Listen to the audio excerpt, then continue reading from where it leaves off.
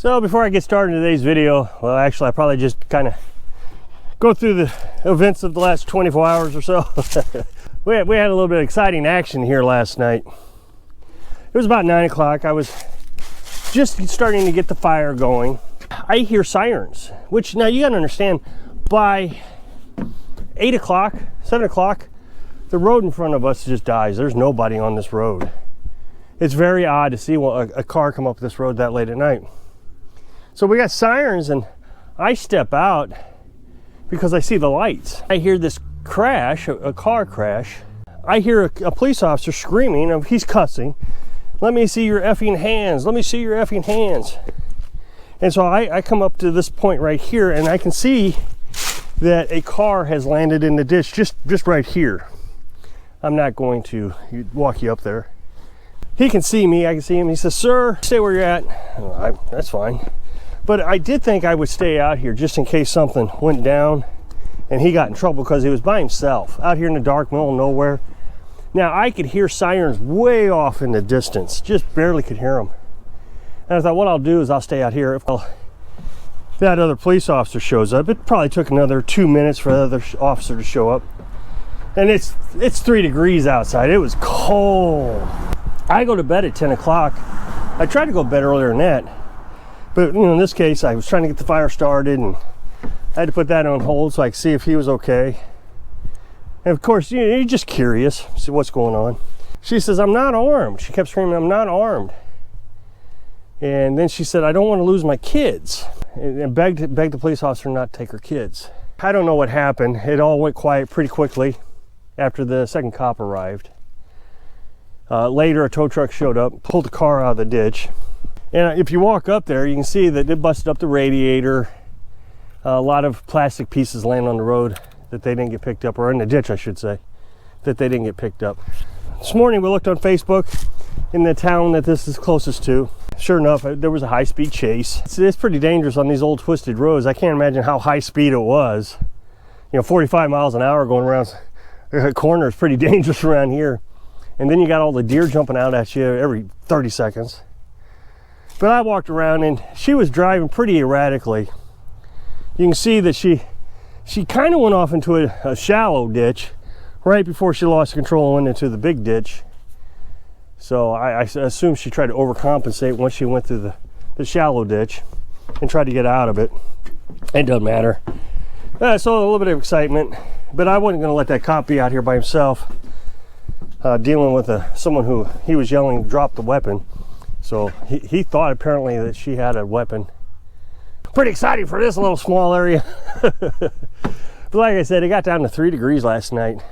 I tell you, we're doing really well. I'm just really excited how well everything is working. Last year when we got this cold, our water pipes froze up. I told you that, but we were just moving in. We wanted to get in from the camper. There was a big, I don't know what they called it, I forget, some weird name. Some big thing coming from Canada last year.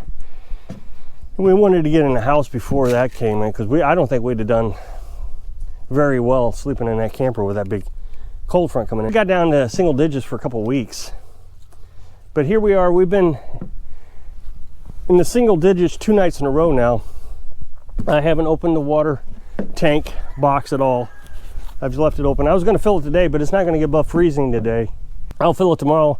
It's supposed to get up in the 40s tomorrow. I'll bring the hose in. The hose is inside there, but I'm sure it's frozen. I'll bring the hose inside. We'll let it thaw out, and that way I can fill that back up tomorrow. I figure we'll use probably 150 gallons in 3 days. We use about 50 gallons a day. The wood stove did fantastic. I ended up lighting it 3 times. I was going to light it 4 times in a 24-hour period. Normally, I light it twice a day in a 24-hour period. When it gets down into the 20s, I light it 3 times. But yesterday, I thought we were going to do 4 times, but at 2 o'clock when I got up, I only get up at 2 o'clock if it gets below 20 degrees. I got up at 2 o'clock and it was 87 degrees in the house. I still got to work out the oak. I've gotten pretty good at it, but I thought I want to make sure I have plenty of coals at 2 o'clock in the morning. So all I got to do is throw some more wood in it and it'll light right back up and I go right back to sleep. because I don't want to have to relight it, because that takes a good hour to relight, and I don't want to stay up that long. And if there's just a few coals in it, and I got to use the billow to blow air, then it takes about a half hour before I can go back to sleep. But if it's good and hot, I can just throw some more logs in there. Well, it was 87 degrees. I mean, it was hot in there. So I thought, well, I'm getting up at 5. It surely won't cool off that much, but it did. In between 2 and 5, it cooled down to 64 degrees. I mean, that's not unreasonable. It's usually a little chilly when you get out of bed. You've been sweating all night because it was 87 degrees, and then you get up and it's 64. It was a little chilly, but yeah, it's okay. I mean, it's not that bad. Got up, lit the stove up again. I've lit it twice now, but it's a balancing act, trying to figure out. Walnut just does not give you the burn that the oak does. Walnut lasts about 4 hours. It'll keep the house warm for about 4 hours. Oak gets you up hot for hours, 6-8 hours. So I've got it balanced out. I had it all figured out, you know, what size logs to use and how many logs and all that. But last night I just overcompensated, trying to work out that I had enough coals for 2 o'clock. Oh well, it is what it is. But again, we haven't frozen. The water's still working. I can guarantee you there are people in mobile homes right now in worse shape than we are because their water has frozen. So I'm really proud of the system. Now you'll see that ugly tarp there. I might get myself a brown tarp if I can find one, a tan tarp. But what it is that wind comes in from the north and kind of seeps into the cracks. So I just put this tarp here to keep the wind from going in there. It helps out a lot. So the temperature in there is right at freezing. It's right at 32 degrees. Now remember, my pipe's in ventilation. Air is coming from the house. Hot air is being blown in. So yeah, around the tank is 32 degrees, but it's going to take days for that tank to freeze. And if it gets too cold in there, all I got to do is take the well water, fill it back up, and that well water raises the temperature up 10 degrees. Almost every time that I filled it up, it raises the temperature about 10 degrees. So from 32 degrees to 42 degrees, and that'll last another 2 days. It's working out fantastic. I'm so happy with it. People say paint it black and that kind of stuff. We just have too many cloudy days to rely on solar, and then you still got the nighttime temperatures. It's not going to stay warm in the night. I'm going to let the chickens out. They saw me, they heard me, I guess, yapping, so we'll let them out. They got all excited. They're doing really well. Got up this morning. Everybody was happy. One of them was laying an egg at about, I don't know, 7 o'clock. One of them was laying an egg. Carolyn said not to give them any corn today. She's got some beans and fermented food that she said she'll give them, and it'll keep them nice and warm this evening. What happens is their stomach has to work, and that produces heat with the food that she's got. She's just constantly on the internet looking things up. I know people want me to tell you what she does, but the best thing to tell you what she does is she Googles. And then she gets on the Facebook groups and all the chicken farmers and tell her, you know, all kinds of good information. I'm gonna check for eggs. See if we got any eggs. Okay, so we do have some eggs. You'll see that we have our fake eggs. These are ceramic here. And we got an X on them. And then we got one egg. If I'm not mistaken, I already brought 3 eggs up. Yeah, I brought 3 eggs up earlier. What time was that? It's about noon now. I guess about 9 o'clock I brought 3 eggs up. We've got over a dozen eggs now. I think we're, what, 16 eggs?